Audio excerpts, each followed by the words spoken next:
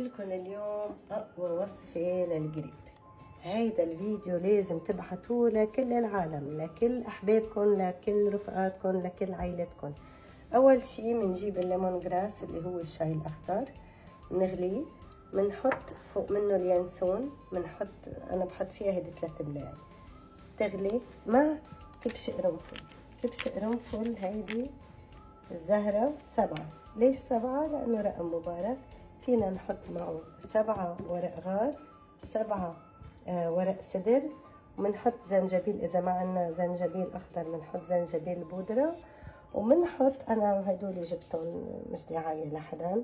هيدا بقلبه زنجبيل مع قرفة، هدول سريعين. هيدا بيبونج مع ليمون جراس. هيدا الليمون جراس، اوكي. هيدا بيبونج مخلوط مع الليمون جراس، وهيدي خلطة للسعال كتير كتير مخدومة وكتير منيحة وسريعة وحلوة، اوكي. لما يخمروا بسكرون، لما يخمروا بس تيفتروا بنحط لهم العسل. اي تشويس عسل فيكم تنقوا، لكن المهم يكون عسل طبيعي. عندي عسل سندين، عسل حبة البركة، وعسل الكينة. ما بخبركم، الكينة معروفة للقريب وللرشح، وانا شخصيا بحب الكينة، بحبه لانه مطعم تحدي هيك قريبة للسكر العادي. شو بدي اوسع لي؟ كل ما اسعل شو باخد ملعقة طحينة. هيدا ده وسع لي تاعي. وشو كمان اكيد بنستخدم الفيتامين سي، الفوار كتير بفيدكم، كتير بفيدكم.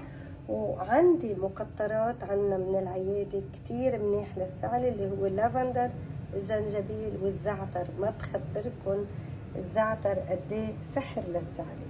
وان شاء الله هيدا الفيديو بيروح فايرل لكل مين مريض، كل مين بيحتاج، وبتاخدوا انتو الحسنة تاعته. واخيرا شوفوا هيدا السكر النبات.